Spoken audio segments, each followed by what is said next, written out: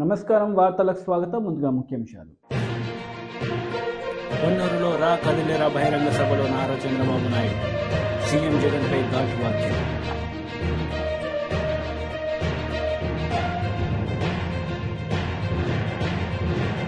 TRS party పల్లి నియోజకవర్గ సమావేశంలో మాజీ మంత్రి కేటీఆర్ కార్యకర్తలకు పలు సూచనలు.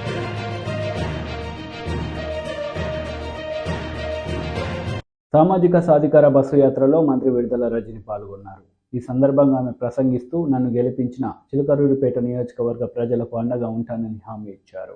నాయకుడు జగనన్న చేస్తే మరి మీ అందరూ ఇక్కడున్నటువంటి మీ అందరూ మన చిలకలూరిపేట నియోజకవర్గ ప్రజలందరూ కూడా మీ నిండు ఆశీస్సులు ఇచ్చి ఆ సామాజిక సాధికారతను ముఖ్యమంత్రి గారి ఆలోచనను మరి మీ అందరి ఆశీస్సులతో నన్ను గెలిపించి మీ అందరూ కూడా నిరూపించారు. ఈ సందర్భంగా ఈ వేదికగా మన గౌరవ ముఖ్యమంత్రి వర్యులు శ్రీ వైఎస్ జగన్మోహన్ రెడ్డి గారికి నా హృదయపూర్వక కృతజ్ఞతలు తెలియజేసుకుంటున్నాను. ఈ సందర్భంగా ఈ వేదికగా ఇక్కడున్నటువంటి నా చిలకలూరిపేట నియోజకవర్గ ప్రజలందరికీ కూడా నేను ఎల్లకాలము మీ మేలు మర్చిపోను, మీ అందరికీ రుణపడి ఉంటానని ఈ సందర్భంగా తెలియజేసుకుంటున్నాను. ఇదే వేదికగా పెద్దలు సాయిరెడ్డి గారు ఉన్నారు, మన నియోజకవర్గానికి ఈరోజు వచ్చారు. మరి మేము రాజకీయ అరంగేటనం చేస్తున్నప్పుడు మా వెన్ను తట్టి ప్రోత్సహించి మాకు అండగా నిలబడ్డటువంటి విజయసాయి రెడ్డి గారికి చిలకలూరిపేట నియోజకవర్గ ప్రజలందరి తరఫున నా తరఫున ప్రత్యేక కృతజ్ఞతలు తెలియజేసుకుంటున్నాను.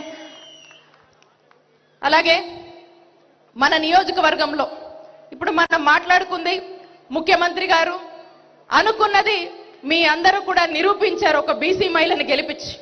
అలాగే ముఖ్యమంత్రి గారు ఒక మంచి పదవులు ఇచ్చి, మంత్రి పదవినిచ్చి, మరి మీ అందరూ చూపించినటువంటి ప్రేమ చల్లటి దీవెనల వల్ల ముఖ్యమంత్రి గారి ఆశీస్సులతో ఈరోజు వైద్య ఆరోగ్య శాఖ మంత్రిగా మీ ముందు నిలబడి మాట్లాడుతూ ఉన్నాను.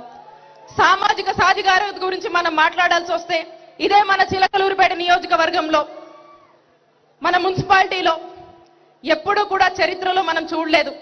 ఓసీకి రిజర్వ్ అయితే, ఓసీ జనరల్ అయితే ఏ రిజర్వేషన్ కూడా లేకుండా మనము రఫానీ అన్నకు ఒక మైనారిటీకి ఈరోజు మున్సిపల్ చైర్మన్ గా చిలకలూరిపేట చరిత్రలో మనం ఇచ్చుకోగలిగాము. ఇది సామాజిక సాధికారత. అలాగే మన చిలకలూరిపేట మార్కెట్ యార్డ్ చరిత్రలో గతంలో ఎన్నడూ లేదు. ఎస్సీలకు మనం మార్కెట్ యార్డ్ని ఇచ్చుకున్నాము. మరి మార్కెట్ యార్డ్ చైర్మన్ గా 2 సార్లు ఎస్సీలకు ఇచ్చినటువంటి ఘనత చిలకలూరిపేట నియోజకవర్గంలో మన ముఖ్యమంత్రి గారికే దక్కుతుంది. అలాగే మరి ఎస్టీలకు సంబంధించి మరి ఏదైతే ఫైనాన్స్ కమిటీ ఉందో దానికి సంబంధించి ఆ ఫైనాన్స్ కి కమిషన్ కి సంబంధించి మరి మెంబర్ గా ఎస్సీలకు సంబంధించి కోటా నాయక్ అన్నకు మనం ఇచ్చుకున్నాము. ఒక్కసారి ఆలోచించండి, బీసీలకు, ఎస్సీలకు, ఎస్టీలకు, మైనారిటీలకు ఏ విధంగా సామాజిక న్యాయం జరిగిందంటే ఈ చిలకలూరిపేట నియోజకవర్గమే నిదర్శనం అని చెప్పి దమ్ముగా, ధైర్యంగా రాష్ట్ర వ్యాప్తంగా మనం మాట్లాడుకునేటువంటి చరిత్రని ఈరోజు జగన్మోహన్ రెడ్డి గారు మన నియోజకవర్గానికి ఇచ్చారు. అలానే మన చిలకలూరిపేట నియోజకవర్గంలో మనం చూసినట్టయితే ముఖ్యమంత్రి గారి ఆశీస్సులతో ఎక్కడ లేని విధంగా 2000 కోట్లతో చిలకలూరిపేట నియోజకవర్గాన్ని అభివృద్ధి చేసుకుంటున్నాం. చిలకలూరిపేటలో 900 కోట్లతో బైపాస్ పనులు శరవేగంగా కొనసాగుతా ఉన్నాయి. అతి తొందరలో కూడా 900 కోట్లతో ఈ ప్రాజెక్ట్ ని మనం కంప్లీట్ చేసుకుని ముఖ్యమంత్రి గారి చేతుల మీదుగా మనం ప్రారంభించుకోబోతా ఉన్నాము. అలా చిలకలూరిపేట మంచినీళ్లకు సంబంధించి అమృత్ పథకాన్ని ఏదైతే 150 కోట్లతో మనకు తీసుకొచ్చారో మరి ఆ 150 కోట్లలో గతంలో ఏదో పేరుకి ఒక ప్రాజెక్టు తెచ్చారు టీడీపీ హయాంలో, కానీ ఆ ప్రాజెక్టు తెచ్చి మన తలరాతలకు వదిలేశారు. అలాంటిది మన ముఖ్యమంత్రి గారు రాష్ట్ర ప్రభుత్వం నుంచి మరి ఈ రోజు మనము 83 కోట్లు దానికి ఖర్చు పెట్టి, మిగతాది సెంట్రల్ ఫండ్ నుంచి పెట్టి ఈ రోజు శరవేగంగా కూడా అమృత్ ప్రాజెక్ట్ ని ముందుకు తీసుకువెళ్తూ చిలకలూరిపేట పట్టణ ప్రజలందరికీ కూడా ఈ రోజు మంచినీళ్లు మనం ఇవ్వబోతున్నాం రానున్న కాలంలో అని గర్వంగా చెప్పుకునేటువంటి పరిస్థితి. అలాగే మనం చూసుకున్నట్టయితే మన ముఖ్యమంత్రి గారు చిలకలూరిపేట నియోజకవర్గ ప్రజలకు ఇక్కడికి సంబంధించి ఎస్సీలకు, బీసీలకు, కాపు కమ్యూనిటీకి సంబంధించి మనము ఇవన్నీ కూడా ఎస్సీ భవన్, బీసీ భవన్, కాపు కమ్యూనిటీ హాల్ ని తొందరలో మనం శంకుస్థాపన చేసుకునేందుకు అన్ని విధాలుగా కూడా ముఖ్యమంత్రి గారి ఆశీస్సులతో మనం సిద్ధమయ్యామని గర్వంగా చెప్పుకోగలుగుతా ఉన్నాము. అలాగే ముస్లిం మైనారిటీలకు సంబంధించి ఆ రోజు ఎన్నికల ముందు నేను మాట ఇచ్చి మరి ముఖ్యమంత్రి గారి ఆశీస్సులతో నా సొంత డబ్బులు ₹1,00,00,000 ఖర్చు పెట్టి మరి ముస్లింలకు శ్మశాన స్థలాన్ని అందించినటువంటి పరిస్థితి ఈ రోజు చిలుకూరుపేట నియోజకవర్గంలో నెలకొంది. ఇదే మాట ముఖ్యమంత్రి గారు చెప్తే ఇంకో 3 ఎకరాలు కూడా అవసరం అవుతుందన్నా అంటే ఇంకో 3 ఎకరాలకు కూడా మరి మంజూరు చేస్తూ ఆ ఫైల్ కూడా చాలా స్పీడ్గా ఉంది. తొందరలో మరి మన మైనారిటీలందరికీ కూడా ఆ 3 ఎకరాలని కూడా మనం ఏర్పాటు చేయబోతున్నాం. ఆ దిశగా చూసుకుంటే నాడు నేడు పనులైతేనేమి, మనం చేసుకున్నటువంటి గడప గడపకు మన ప్రభుత్వం అనే కార్యక్రమంలో భాగంగా 6 నెలల ముందు మనం చూసుకున్నట్టయితే మన నియోజకవర్గంలో పొన్నూరులో రా కదలిరా బహిరంగ సభలో నారా చంద్రబాబు నాయుడు పాల్గొన్నారు. ఈ సందర్భంగా ఆయన ప్రసంగించారు. పేదవాడికి ₹5 అన్నం పెట్టిన అన్నా క్యాంటీన్లు పెట్టిన పార్టీ తెలుగుదేశం పార్టీ. అది తెలుగుదేశం మార్కు.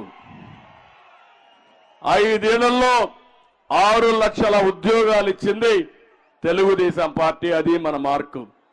మనం ఐటీ ఉద్యోగాలు ఇస్తే, ఫ్యాక్టరీలో ఉద్యోగాలు ఇస్తే, ఈ జగన్మోహన్ రెడ్డి ఇచ్చిన ఉద్యోగం ఎక్కడిచ్చాడు? వాలంటీర్లు ₹5,000.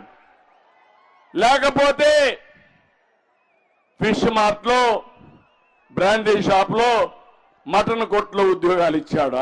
అది ఆయన మార్కు. చంద్రన్న బీమా, పండుగ కానుకలు, తల్లి బిడ్డ ఎక్స్ప్రెస్, బీసీలకు ఆదరణ, ఇలాంటి పథకాలు 30 పథకాలు ఇచ్చాం. ఎస్సీలకు 27 పథకాలు ఇచ్చాం. ఎస్టీలకు 16 పథకాలు ఇచ్చాం. ఇది Telugu Desam party mark. NT Rama Rao గారు తీసుకొచ్చింది తెలుగు ఆత్మ గౌరవం. ఒకప్పుడు గుర్తింపు లేని తెలుగు జాతికి ఎన్టీ రామారావు గారు ఇచ్చిన వరం ఆత్మ గౌరవం. అదే మన సంపద, అదే మన వారసత్వం. నేను వచ్చిన తర్వాత చెప్పింది ఆత్మవిశ్వాసం. మీరు ఆత్మవిశ్వాసంతో ముందుకు పోతే ప్రపంచంలో ఏదైనా జయించగలుగుతారని నిరూపించింది తెలుగుదేశం పార్టీ. అదే తెలుగుదేశం పార్టీ మార్క్ అని చెప్పి కూడా నేను మీకు తెలియజేస్తున్నా. కాపులు, మైనారిటీలు కార్పొరేషన్ ద్వారా ఉపాధి పథకాలు ఇవ్వడం తెలుగుదేశం పార్టీ మార్కు. నేను అడుగుతున్నా, ఈ జగన్మోహన్ రెడ్డిని ఒక్కసారి మీరు చూస్తే నాది ఎప్పుడు కూడా ఒక విజన్. జగన్మోహన్ రెడ్డిది పాయిజన్. మీరే పనైనా చూడండి. నేను 20 సంవత్సరాల తర్వాత ఏం జరుగుతుందో ఈ రోజు ఊహించి దానికి కార్యాచరణ ప్రణాళిక తయారు చేస్తాం. అదే హైదరాబాద్ ఒక నమూనా. మీ ఊర్లో ఉన్నారు, ఆ రోజు ఎవరూ నమ్మలేదు. తెలుగుదేశం పార్టీ ఐటీకి ప్రాధాన్యత ఇచ్చాం. ఆ రోజు నమ్మి చదివిన వాళ్ళంతా ప్రపంచం అంతా వెళ్లారు, బ్రహ్మాండంగా రాణిస్తున్నారు. అక్కడుండే వాళ్ళకంటే ఎక్కువ సంపాదించే పరిస్థితికి వచ్చారు.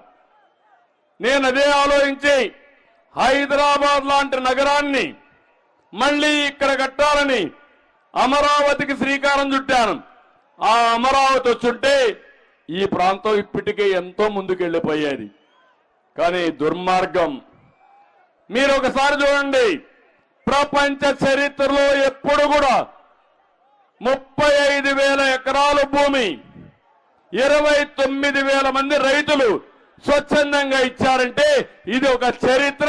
ఎక్కడా ప్రపంచంలో జరగలేదు. చిన్న లిటిగేషన్ లేదు. అలాంటి దానిపైన ఇతను వచ్చి కులం రంగు పుట్టాడు, 3 రాజధానులు అన్నాడు. పంట కాలువలు కూడా తీయలేడు కానీ 3 రాజధానులని 3 ముక్కలాటాడి మొత్తం రాజధాని నాశనం చేసే పరిస్థితికి వచ్చాడు. రాష్ట్ర ప్రజలందరినీ కోరుతున్నా, నేను శాశ్వతం కాదు, జగన్మోహన్ రెడ్డి శాశ్వతం కాదు, మీరు శాశ్వతం, సమాజం శాశ్వతం. ఈ సమాజానికి ద్రోహం చేసిన జగన్మోహన్ రెడ్డిని వదిలిపెడతారా అని మిమ్మల్ని అందరినీ అడుగుతున్నా. అది నా బాధ, ఆవేదన. ఒక అమరావతి కొన్ని లక్షల మందికి ఉపాధి కల్పిస్తుంది. పేదవాడికి ఉద్యోగాలు కానీ ఉపాధి అవకాశాలు కల్పిస్తుంది. ఈరోజు హైదరాబాద్ ఉంది. ఆ రోజు కూడా చాలా మంది అపోజ్ చేశారు, కానీ అభివృద్ధి చేశాం. ఈరోజు దేశంలోనే ఎక్కువ తలసరి ఆదాయం వచ్చే రాష్ట్రం ఏదంటే తెలంగాణ రాష్ట్రం. దానికి కారణం ఆ రోజు మనం వేసిన ఫౌండేషను సైబరాబాద్ నగరం అని చెప్పి కూడా నేను మీకు తెలియజేస్తున్నా. కర్నూలు జిల్లా కాంగ్రెస్ పార్టీ విస్తృత స్థాయి సమావేశం జరిగింది. ఈ సమావేశానికి ముఖ్య అతిథిగా పిసిసి చీఫ్ వైఎస్ షర్మిలారెడ్డి హాజరయ్యారు. ఈ సందర్భంగా పలు అంశాలపై ఆమె ప్రసంగించారు. మీ ఎదుగూరి సందింటి రాజశేఖర రెడ్డి గారు ఈ కడప జిల్లా బిడ్డ, పులివెందుల పులి, తెల్లని పంచకట్టు, ముఖం నిండా చిరునవ్వు. ఈ రోజుటి వరకు కూడా కోట్ల మంది తెలుగు ప్రజల గుండెల్లో ఆ ప్రతిబింబం అలాగే నిలిచిపోయింది. డాక్టర్ వైఎస్ రాజశేఖర రెడ్డి గారు అంటే ఆయన పరిపాలనతో, ఆయన పథకాలతో ముఖ్యమంత్రి అంటే ఇలా ఉండాలి, ముఖ్యమంత్రి అంటే ఇలా పని చేయాలి అని ఒక మాదిరిగా నిలిచి చూపించిపోయాడు రాజశేఖర రెడ్డి గారు. పార్టీలకు అతీతంగా రాజశేఖర రెడ్డి గారి పథకాలు ప్రతి ఒక్కరూ పొందారు. అది రాజశేఖర రెడ్డి గారి మార్క్. రాజకీయం రుణమాఫీ రాజశేఖర రెడ్డి గారి మార్క్. 50 లక్షల మంది బిడ్డలకు ఫీజు రీయింబర్స్మెంట్ రాజశేఖర రెడ్డి గారి మార్క్, వైఎస్ఆర్ మార్క్. మీరు ఏది కావాలంటే అది చదువుకోండి. మీరు డాక్టర్ అవుతారా, మీరు ఇంజనీర్ అవుతారా, మీరు ఎంబీఏ చేస్తారా, మీరు ఎంసీఏ చేస్తారా, మీరు ఏది కావాలంటే అది చదువుకోండి, ప్రభుత్వమే ఉచితంగా చదివిస్తుంది అన్న భరోసా కల్పించిన నాయకుడు రాజశేఖర రెడ్డి గారు. 50 లక్షల మంది విద్యార్థులకు ఫీజు రీయింబర్స్మెంట్ ఇవ్వడం వైఎస్ఆర్ మార్క్. రైతులకు రుణమాఫీ వైఎస్ఆర్ మార్క్. 46 లక్షల పేదలకు పక్కా ఇల్లు కట్టడం వైఎస్ఆర్ మార్క్. రైతును రాజు చేయడం, వ్యవసాయాన్ని పండుగ చేయడం, క్రాప్ ఇన్సూరెన్స్ తో సహా అన్ని అద్భుతంగా ఇవ్వడం వైఎస్ఆర్ మార్క్. కోయి కోయి కోయి కోయి 108 వైఎస్ఆర్ మార్క్. మాట తప్పడం, మడమ తిప్పడం రాజశేఖర రెడ్డి గారికి చేత కాదు. ఇది వైఎస్ఆర్ మార్క్. తనకు మేలు చేస్తే ఆ మేలును జీవితాంతం గుర్తు పెట్టుకోవడం వైఎస్ఆర్ మార్క్. నా అనుకున్న వాళ్ళ కోసం ప్రాణం సైతం ఇవ్వడం వైఎస్ఆర్ మార్క్. ఒకసారి నా అనుకున్న తర్వాత జీవితంలో వాళ్ళను కోల్పోకుండా తన మనసులో పదిలంగా ఉంచుకోవడం వైఎస్ఆర్ మార్క్. ఇది వైఎస్ఆర్ మార్క్. రాజశేఖర రెడ్డి గారు ఎంత అద్భుతంగా పరిపాలన చేశారు. కులాలకు అతీతంగా, మతాలకు అతీతంగా, పార్టీలకు అతీతంగా, ప్రాంతాలకు అతీతంగా అందరు ప్రజలను సమానంగా ప్రేమించడం వైఎస్ఆర్ మార్క్. ప్రజలకు అందుబాటులో ఉండడం, ప్రజా దర్బార్ వల్ల ప్రజలకు నిత్యము అనుక్షణం అందుబాటులో ఉండడం వైఎస్ఆర్ మార్క్. ఇప్పుడున్న నాయకులు పెద్ద పెద్ద కోటలు కట్టుకున్నారు, కానీ ఆలోచన చేయండి. రాజశేఖర రెడ్డి గారు ముఖ్యమంత్రిగా ఉంటే ఏ ముఖ్యమంత్రి చేయని ఆలోచన, నేను రచ్చబండకు వెళ్ళాలి, ప్రజల దగ్గరికి వెళ్ళాలి, ప్రజలకు అన్ని పథకాలు అందుతున్నాయో లేదా చూడాలి, అసలు ఇంకా ఇల్లు లేని వారు, పెన్షన్ లేని వారు ఎవరైనా ఉన్నారా అంటే ఒక్క చెయ్యి కూడా లేయకూడదు అని రాజశేఖర రెడ్డి గారు ప్రజా మనిషిగా, ప్రజల నాయకుడిగా ప్రజల కోసమే బతకడం కాకుండా ప్రజల కోసమే ప్రాణం పెట్టడం రాజశేఖర రెడ్డి వైఎస్ఆర్ మార్క్. ఇది రాజశేఖర రెడ్డి గారి రాజకీయ ప్రస్థానం. Janasena PSC chairman Nadendla Manohar media సమావేశం నిర్వహించారు. ఈ సందర్భంగా పలు అంశాలపై ఆయన మాట్లాడారు. అని చెప్పి ఈ ముఖ్యమంత్రి దేనికి సిద్ధమయ్యాడు? 3వ తరగతి పిల్లలకి టోఫెల్ పరీక్షలు సిద్ధమయ్యారా?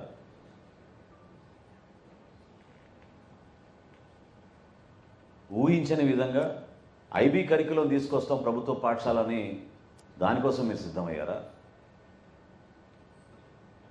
కనీసం కంప్యూటర్ ల్యాబ్లు, లైబ్రరీలు ఏర్పాటు చేసుకోలేని పరిస్థితిలో మనకి రికగ్నిషన్ రాదు సిబిఎస్ఈ సిలబస్ కోసం అని గుర్తించి మీరు ఈ రోజున విద్యారంగాన్ని అద్భుతంగా మార్చేసామని చెప్పి అబద్ధాలకి మీరు సిద్ధమయ్యారా? చివరికి ఏ విధంగా మీరు కంప్యూటరైజ్ చేసి రాష్ట్ర ప్రజలకి, మన చదువుకున్న బిడ్డలకి మీరు ఉపయోగపడతారంటే బహుశా మరొకసారి టోఫెల్ పరీక్షలు రాయడానికో, ఐబీ పరీక్షలు రాయడానికో, లేదా అటు ఇటు చూసి చివరికి బీకామ్ లాంటి పరీక్షలు రాయడానికో మీరు సిద్ధమయ్యారా? చెప్పాలి.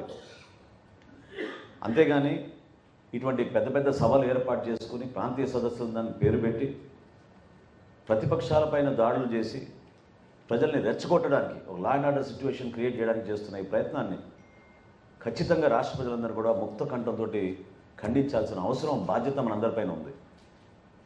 ప్రజాస్వామ్యబద్ధంగా మీరు రండి, మేము ఎప్పుడో సిద్ధం. జనసేన పార్టీ మేము ఎప్పుడో చెప్పాం, ప్రజల దగ్గరికి వెళ్ళి తేల్చుకుందాం. ప్రజలు అంతిమంగా నిర్ణయిస్తారు. వాళ్ళు నిర్ణయించే విధానాన్ని మనం గౌరవించాలి, వాళ్ళ ఆలోచన మనం గౌరవించాలి. అది కాస్త మీరు మర్చిపోయి కేవలం ఉపన్యాసాలకి పరిమితమై రెచ్చగొట్టడానికి మీరు చేస్తున్న ప్రయత్నాన్ని మనందరం కూడా ఖండించాలి. దీంతో పాటు ఈ రోజున ఒక ముఖ్యమైన అంశం, చాలా రోజుల నుంచి మేము ప్రభుత్వంలో జరుగుతున్న అనేక అవినీతి కార్యక్రమాల గురించి చాలా లోతుగా అధ్యయనం చేసి సమాచారం తెప్పించుకొని ప్రజలకు అర్థమయ్యే విధంగా జనసేన పార్టీ నుంచి మేము ఒక ప్రయత్నం చేస్తూనే ఉన్నాం. అనేక అంశాలపైన మేము స్కామ్లన్నీ కూడా ఎండగట్టాం. కానీ ఈరోజు మీకు చెప్పే సమాచారం అసలు ఊహించలేని సమాచారం. నిజంగానే ఒక ప్రభుత్వంలో ఈ విధంగా జరుగుతుందా అనే అనుమానం ఖచ్చితంగా మీకే వస్తుంది. కానీ ఇది జరిగింది, జరుగుతోంది. గత 4 సంవత్సరాల నుంచి ఆంధ్రప్రదేశ్ ప్రభుత్వం జగన్మోహన్ రెడ్డి గారి నాయకత్వంలో కేవలం మేము 1,72,000 కోట్ల రూపాయలు అప్పులు చేశామని చెప్పుకుంటూ వస్తున్నారు. కానీ ఈ ప్రభుత్వం 1,72,000 కోట్లు అప్పు చేసింది వాస్తవమైతే దాంతో పాటు ఇంకొక 91,253 కోట్ల 29 లక్షల అప్పు చేశారు. దానికి లెక్క తేలడం లేదు. ఇది ఎప్పుడు బయటపడింది? ఫిబ్రవరి 2వ తారీఖు నుంచి మనకి శాసనసభ సమావేశాలు, చివరి బడ్జెట్ సమావేశాలు సిద్ధమవుతున్న సందర్భంగా అధికారులు ఈ లెక్క తేల్చలేక రాష్ట్ర ప్రభుత్వం ఎటుపోతుందో అనే అయోమయంలో ఎవరికి అర్థం కాని పరిస్థితిలో ఈ రోజున ఈ లెక్క బయటపడింది. 91,253 కోట్ల రూపాయలు జగన్మోహన్ రెడ్డి గారి ప్రభుత్వం ఏ విధంగా ఉపయోగించింది, ఎక్కడికి తరలించింది, డబ్బు ఎక్కడ పోయింది ఎవరికి అర్థం కావడం లేదు. దీనికి ఒక కొత్త పదం పెట్టారు. BJP national leader Muralidhar Rao press meet నిర్వహించారు. ఈ సందర్భంగా కాంగ్రెస్ తీరుపై మండిపడ్డారు. విషయాలకి ఎవ్వడు కూడా నమ్మడు. నువ్వు ఏం మాట్లాడుతున్నావు అనేది ఇంపార్టెంట్ కాదు, ప్రభుత్వంకి వచ్చిన తర్వాత నువ్వు ఏం చేస్తున్నావు అనేది ఇంపార్టెంట్. ప్రతిపక్షంలో ఏం మాట్లాడుతున్నది ఇంపార్టెంట్ అయితే ప్రభుత్వంలో ఏం చేస్తున్నది అనేది ఇంపార్టెంట్. రెండో ఇంపార్టెంట్ విషయం ఓఆర్ఆర్ ఏదైతే నెహ్రూ రింగ్ రోడ్ ఏదైతుందో ఈ ఓఆర్ఆర్ విషయంలో రేవంత్ రెడ్డి గారు స్వయంగా ఇది పొటెన్షియల్, దానికి ఉండేటువంటి అవకాశం ఎంత ఉంది, పొటెన్షియల్ ఆయన ఇచ్చినటువంటి రేజ్ చేసినటువంటి ఇష్యూస్ నేను గుర్తు చేస్తున్నా. ఎర్నింగ్ పొటెన్షియల్ ఎంత ఉందంటే 21,000 కోట్ల పొటెన్షియల్ ఉంది. ఇది రేవంత్ రెడ్డి గారు లేవనెత్తారు. 21,000 పొటెన్షియల్ ఉంది. అటువంటిది ఎంతకు ఇచ్చారు అంటే 7,200 కోట్లకి ఇచ్చారు.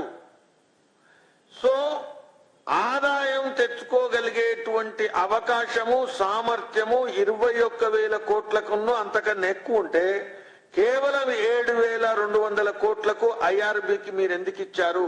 ఇది ప్రశ్న లేపడం జరిగింది.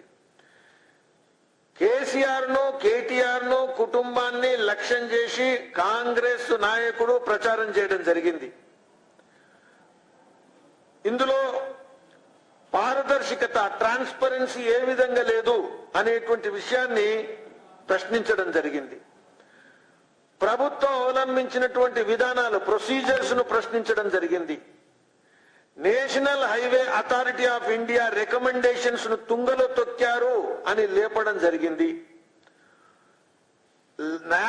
చట్టబద్ధంగా ఉండేటువంటి లీగల్ విషయాలను కూడా Delhi high court decision to allow him అంటే ఏదైతే కేసు ఫైల్ చేస్తానని చెప్పడం కూడా జరిగింది. ఇవాళ కేసు ఫైల్ చేయాల్సిన అవసరమే లేదు. నువ్వు ప్రభుత్వంలోకి వచ్చావు, ముఖ్యమంత్రి అయినావు. ఇన్ తర్వాత ఓఆర్ఆర్ స్కామ్ గురించి మాట్లాడుతూ ప్రస్తుతం ఉండేటువంటి నాయకుడు మన ముఖ్యమంత్రి ప్రచారంలో భాగంగా ఢిల్లీ లిక్కర్ స్కామ్ ఎందుకు లెక్కకు రాదు, దీని ముందు విపరీతమైనటువంటి కాళేశ్వరంతో సమానంగా ఉండేటువంటి యొక్క స్కామ్ ఏదైతుందో ఇది పెద్దది. దీని విషయంలో విపరీతమైనటువంటి Osmania university sounds and lights show ప్రారంభోత్సవంలో కిషన్ రెడ్డి పాల్గొన్నారు. ఈ సందర్భంగా ఆయన ప్రసంగించారు. కార్యక్రమాలకు భారత రాష్ట్రపతి శ్రీమతి ద్రౌపది ముర్ము గారిని కూడా ఆహ్వానించడం జరిగింది. ఈ రకంగా దేశవ్యాప్తంగా వందలాది మంది స్వతంత్ర సమరయోధుల యొక్క జీవిత చరిత్రను వాటిని ప్రిజర్వ్ చేయడము, డిజిటలైజ్ చేయడము, భావితరాలకు అందించేటువంటి ప్రయత్నము మరి ఈ సందర్భంగా మా మినిస్ట్రీ తరఫున చేయడం జరిగింది. అందులో భాగంగానే ఈరోజు తెలంగాణ చరిత్రలో ప్రత్యేక స్థానం ఉన్నటువంటి తెలంగాణ ఉద్యమానికి కేంద్ర బిందువు అయినటువంటి ఉస్మానియా యూనివర్సిటీలోని అత్యంత ప్రతిష్టాత్మకమైనటువంటి ఈ ఆర్ట్స్ కాలేజ్ భవనానికి సంబంధించి సుమారు 12 కోట్ల రూపాయలతో projection mapping and dynamic lighting system ఈరోజు మనము ఆవిష్కరించుకోబోతా ఉన్నాము. ఈ ప్రాజెక్టులో మరి చరిత్రను, భాషను, సంస్కృతిని పక్కన పెడితే మరి అన్ని రకాలుగా ఏ జాతి కూడా మరి భవిష్యత్తు ఉండదు. అందుకే ఏ జాతి అయినా జాతికి సంబంధించినటువంటి చరిత్ర, భాష, సంస్కృతి పరిరక్షించుకోవాలి, భావితరాలకు అందించేటువంటి ప్రయత్నం చేయాలి. అందుకే మన చరిత్రను, మన భాషను, మన సంస్కృతిని నిరంతరము గుర్తు చేసుకోవాల్సినటువంటి అవసరం ఉంది.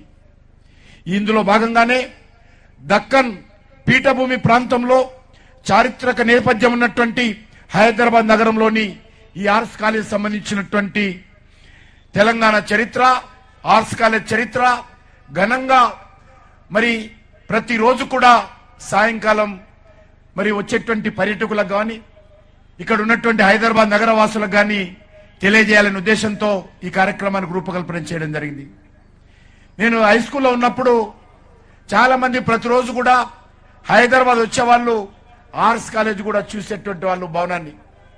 రానున్న రోజుల్లో విదేశీయులు, రానున్న రోజుల్లో ఇతర రాష్ట్రాలకు సంబంధించినటువంటి వాళ్ళు తప్పకుండా ఈ యొక్క లైట్ అండ్ సౌండ్ షో చూడాలి అనేటువంటి ప్రయత్నంలో భాగంగానే ఈ కార్యక్రమానికి రూపకల్పన చేశాము. ఇటీవలని మీకు తెలుసు, 4 రోజుల క్రితము గోల్కొండ పోర్టులో కూడా మరి అత్యంత ఆధునికమైనటువంటి టెక్నాలజీతో 3D మ్యాపింగ్, లేజర్ లైటింగ్ తో కూడినటువంటి ఈ యొక్క గోల్కొండ చరిత్రను, మరి కాకతీయులు కట్టినటువంటి గోల్కొండ చరిత్రను నేటి వరకు ఏ రకంగా మరి చరిత్ర సాక్ష్యాలుగా ఉన్నటువంటి విషయాలన్నిటిని కూడా లైట్ అండ్ సౌండ్ షో ద్వారా మరి ప్రారంభించుకున్న విషయాన్ని మనం చేస్తా ఉన్నాను. అదే ప్రయత్నంలో భాగంగా ఈరోజు మన ఉస్మానియా యూనివర్సిటీ కూడా చేస్తా ఉన్నాం. మీకు అందరికీ తెలుసు, ఈరోజు హైదరాబాద్ నగరంలో, తెలంగాణ రాష్ట్రంలో నేను సాంస్కృతిక మంత్రి అయినటువంటి గత 2 సంవత్సరాలుగా అనేక కార్యక్రమాలు చేపట్టడం జరిగింది. ఇటీవల ఏదైతే రామప్ప దేవాలయం ఉందో వరంగల్లో ములుగు దగ్గర, ఈ యొక్క రామప్ప దేవాలయానికి మరి యునెస్కో గుర్తింపు తీసుకొచ్చేటువంటి ప్రయత్నము ప్రధానమంత్రి నరేంద్ర మోడీ గారి చొరవతో మరి తీసుకురావడం జరిగింది. స్వాతంత్రం వచ్చిన తర్వాత ఇప్పటి వరకు బీఆర్ఎస్ పార్టీ పరిగి నియోజకవర్గ సమావేశంలో మాజీ మంత్రి కేటీఆర్ పాల్గొన్నారు. ఈ సందర్భంగా పలు అంశాలపై ఆయన ప్రసంగించారు.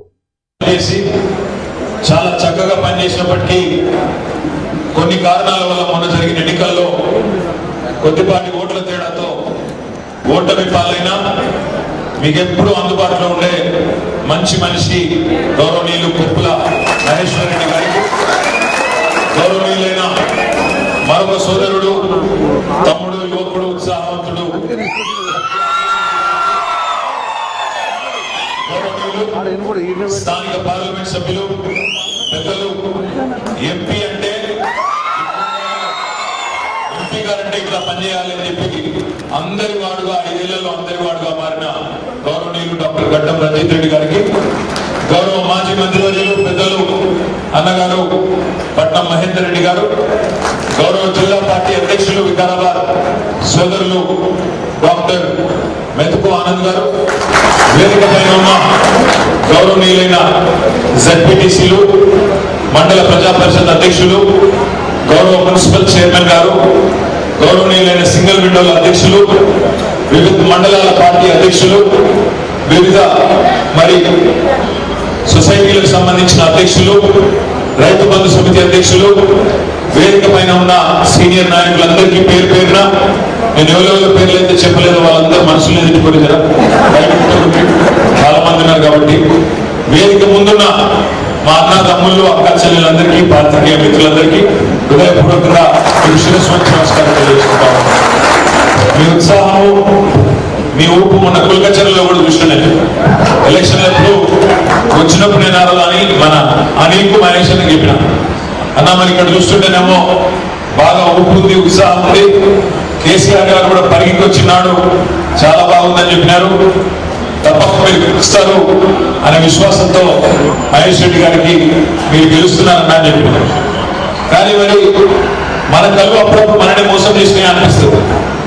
కులకచర్లో నేను చూసింది ఆ ఊపు, ఆ జోష్, ఆ పిల్లల్లో ఆ ఉత్సాహం నా కళ్ళతో నేను చూసినాను.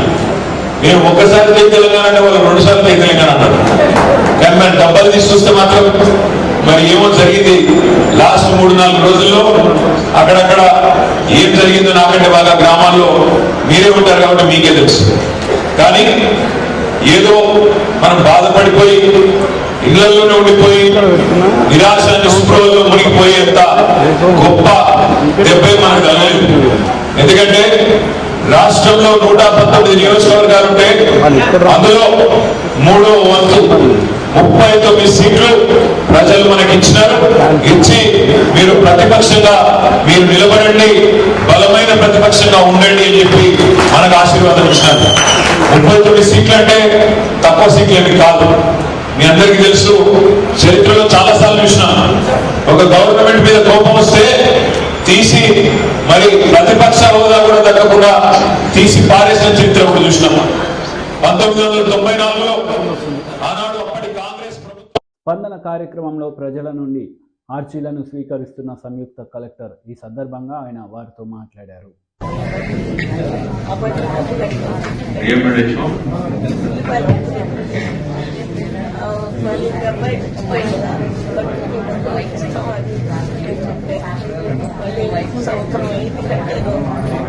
మళ్ళీ వచ్చి మా బండి లాక్కెళ్తాం వచ్చారు.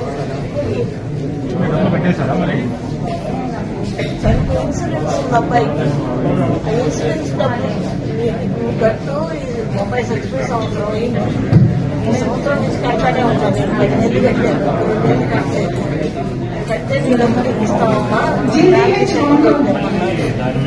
ఎంఆర్ఓ గారు నాకు ఫ్యామిలీ సర్టిఫికేట్ ఇవ్వలేదు. వాళ్ళ నాన్న తీసుకురమ్మంటే వాడు ఎప్పుడు 20 ఏళ్ళ నడిపోయాడు. 2,75,000 పెట్టుకున్నాను.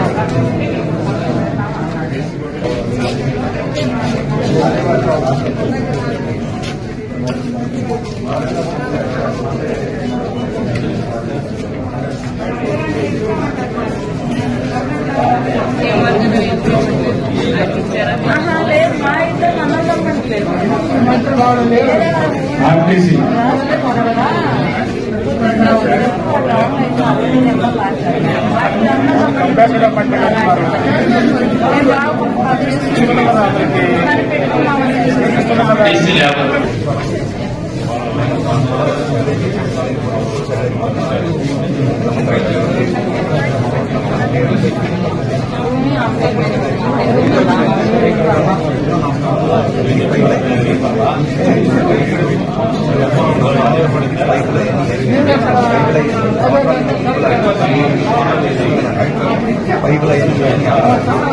ఒంగోలు మున్సిపల్ కార్పొరేషన్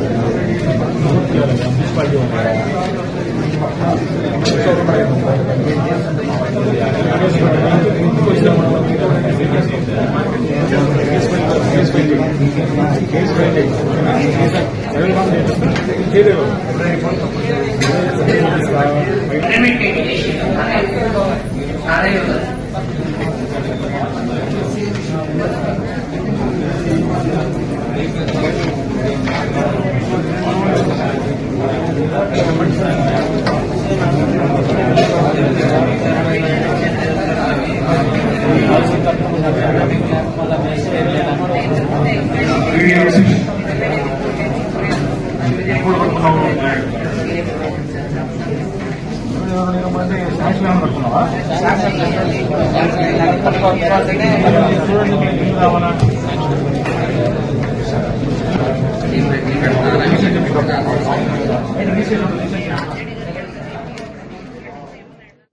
వార్తలు ముగించే ముందు ముఖ్యాంశాలు మరోసారి.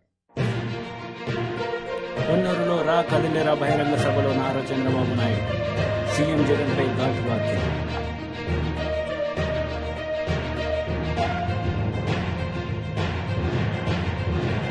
బీఆర్ఎస్ పార్టీ పల్లి నియోజకవర్గ సమావేశంలో మాజీ మంత్రి కేటీఆర్ కార్యకర్తలకు పలు సూచనలు.